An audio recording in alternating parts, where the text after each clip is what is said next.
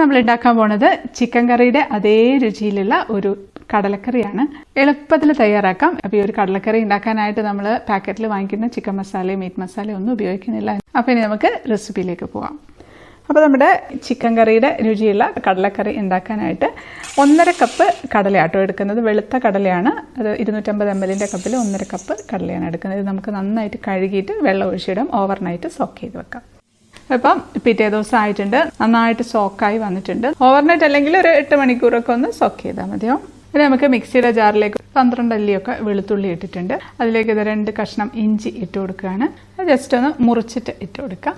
അതൊന്ന് നമുക്ക് ക്രഷ് ചെയ്തെടുക്കാം, ചതച്ചങ്ങ് എടുക്കാം. ഇനി നമുക്ക് ഒരു കുക്കർ അടുപ്പത്ത് വെച്ചിട്ടുണ്ട്. അതിലേക്ക് നമുക്ക് വെളിച്ചെണ്ണ ഒഴിച്ചു കൊടുക്കാം.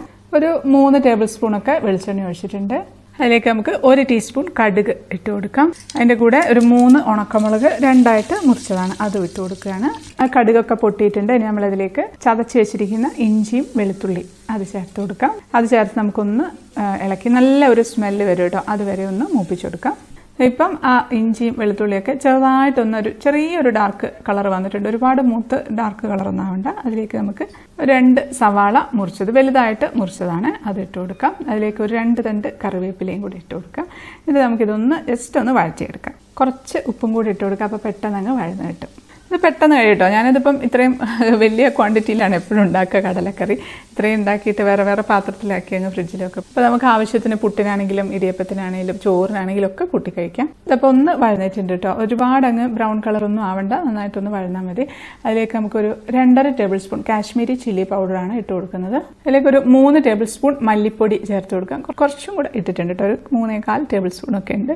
അതിലേക്കൊരു 1/2 ടീസ്പൂൺ മഞ്ഞൾപ്പൊടി ചേർത്ത് കൊടുക്കുകയാണ്. അതിൻ്റെ കൂടെ തന്നെ നമുക്ക് ഗരം മസാല, ഇപ്പോൾ വീട്ടിൽ പൊടിച്ച ഗരം മസാലയാണ്, വാങ്ങുന്നതായാലും കുഴപ്പമൊന്നുമില്ല, അതൊരു 3/4 ടീസ്പൂണോളം ഇട്ട് കൊടുക്കാം. അത് നമുക്ക് കുറച്ച് സമയം ഒന്ന് ചൂടാക്കി കൊടുക്കാം. ഒരുപാട് സമയം ഒന്ന് വെച്ച് മൂപ്പിക്കുകയൊന്നും വേണ്ട. ആ ഒരു പച്ചമണം ഒന്ന് മാറിയാൽ മതി. ഒരുപാട് ഡാർക്ക് കളറായ കറുത്ത കളറായിരിക്കും കറിക്ക്. ഇതൊരു ചുവന്ന കളറിലുള്ള ഒരു കറിയാണ്. ഇനി അതിലേക്ക് നമുക്ക് കുതിർത്ത് വെച്ചിരിക്കുന്ന കടല കഴുകിയെടുത്തതാണ്, അത് ചേർത്ത് കൊടുക്കാം.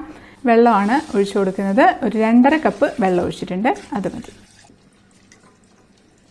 നമുക്ക് അടച്ചു വെച്ച് ഒരു 3-4 വിസിലിന് ഓഫാക്കി കൊടുക്കാം. അപ്പം പ്രഷറൊക്കെ പോയിട്ടുണ്ട്. നമുക്ക് തുറന്നു നോക്കാം. ശരിക്കും ഈ കടലക്കറി വളരെ സിമ്പിളായിട്ടുള്ളൊരു കറിയാണ്, പക്ഷേ നല്ലൊരു സ്മെല്ലാണ്. കടല ഒക്കെ നന്നായിട്ട് വെന്തിട്ടുണ്ട്. നമുക്ക് പതുക്കെ ആ കടല അങ്ങ് ഉടച്ചു കൊടുക്കാം. കുറച്ച് കടല എടുത്ത് അങ്ങ് ഉടച്ചു കൊടുക്കാം. മിക്സിയിൽ അടിക്കുന്നില്ല, വേണമെങ്കിൽ അടിക്കാം, കുഴപ്പമൊന്നുമില്ല. പക്ഷേ ജസ്റ്റ് ഒന്ന് ഇത് വെച്ച് തവി വെച്ച് ഇനി അങ്ങ് ഉടച്ചു കൊടുക്കുകയാണ്, അത് മതി. പെട്ടെന്ന് ഉടഞ്ഞോളും. അപ്പം ഉടച്ചു കൊടുക്കുമ്പോൾ നമുക്ക് കറിക്ക് നല്ല കൊഴുപ്പൊക്കെ കിട്ടും. അതിന് വേണ്ടിയിട്ട് ഉടച്ചു കൊടുക്കുന്നത്. ഇതിലേക്ക് നമുക്ക് തേങ്ങാപ്പാലാണ് ഒഴിച്ചു കൊടുക്കേണ്ടത്. ഒരു 3/4 കപ്പ് തേങ്ങാപ്പാൽ ഒഴിച്ചു കൊടുക്കുകയാണ്. ഇതിപ്പോൾ ഏകദേശം ഒരു കപ്പോളം തേങ്ങ എടുത്ത് അരച്ചിട്ട് ഒറ്റ പാലാണ് കേട്ടോ, നല്ല കട്ടിയായിട്ടുള്ള പാല് മാത്രമാണ് ഒഴിക്കുന്നത്. ഇനിയിപ്പം തേങ്ങാപ്പാൽ എടുക്കാൻ മടിയാണെങ്കിൽ ഒരു 1/2 കപ്പോളം തേങ്ങയൊക്കെ ഒന്ന് എടുത്ത് അരച്ചൊഴിച്ചാലും മതി. പക്ഷേ ടേസ്റ്റ് തേങ്ങാപ്പാൽ ഒഴിക്കുമ്പോഴാണ് കേട്ടോ ഈ ഒരു കറിക്ക്, അത് മതി. ഇനി നമുക്ക് ഇതിലേക്ക് ഒരു 2 തണ്ട് കറിവേപ്പിലയും കൂടെ ഇട്ട് കൊടുക്കാം. അത് ഇട്ട് ഒന്ന് തിളച്ചാൽ മതി. തിളയ്ക്കുമ്പോഴത്തേക്കും അതിൻ്റെ മുകളിലേക്ക് ഇങ്ങനെ എണ്ണയൊക്കെ ഇങ്ങനെ തെളിഞ്ഞു വരും, അത് മതി. ഇനി ഉപ്പൊക്കെ നോക്കി, ഉപ്പ് പാകത്തിനല്ല എന്നുണ്ടെങ്കിൽ കുറച്ചും കൂടി ഇട്ട് കൊടുക്കാം. എനിക്ക് കുറച്ചും കൂടി ഉപ്പ് വേണം തോന്നുന്നുണ്ട്, അതുകൊണ്ട് കുറച്ചുകൂടി ഇട്ട് കൊടുക്കുകയാണേ. ഒരുപാട് പേര് ആവശ്യപ്പെടുന്നുണ്ടായിരുന്നു കേക്ക് അല്ലാത്ത റെസിപ്പീസ് ഇടണം കേട്ടോ എന്നൊക്കെ പറഞ്ഞിട്ട്, അതുകൊണ്ടാണ് ഇതൊക്കെ ഇടുന്നത്. പിന്നെ അത് മാത്രമല്ല, ചിക്കുവിന് ഇപ്പോൾ സുഖമില്ലല്ലോ, അപ്പോൾ അതുകൊണ്ടൊക്കെയാണ് കേക്കിൻ്റെ റെസിപ്പീസ് ഇടാത്തത്. തീർച്ചയായിട്ടും ഉടനെ തന്നെ കേക്ക് റെസിപ്പിയൊക്കെ ആയിട്ട് വരുന്നതാണ്. അപ്പോൾ ഇത്രയേ ഉള്ളൂ കടലക്കറി. എളുപ്പത്തിൽ കഴിഞ്ഞില്ലേ? നല്ല ടേസ്റ്റി ആയിട്ടുള്ള ഒരു കടലക്കറി കേട്ടോ. നല്ല ചിക്കൻ കറിയുടെ ഒക്കെ ഒരു രുചിയുള്ള ഒരു കടലക്കറിയാണ്. നമുക്ക് സെർവ് ചെയ്യാം.